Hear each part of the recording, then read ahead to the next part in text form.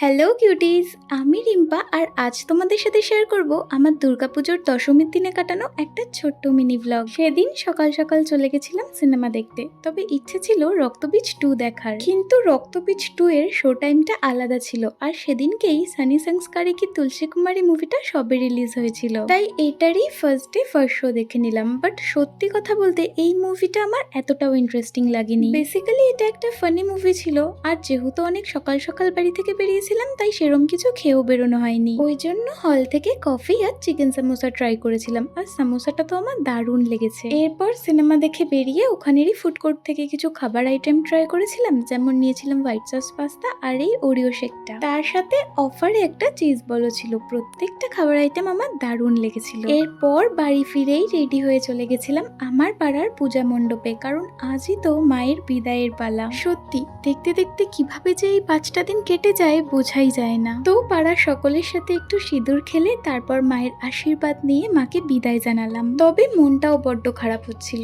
এই তো সেদিন মা এলো আর আজ চোখের নিমিষে 5টা দিন কেটেও গেল। আবার 365 দিনের অপেক্ষায় বাঙালি, আসছে বছর আবার হবে।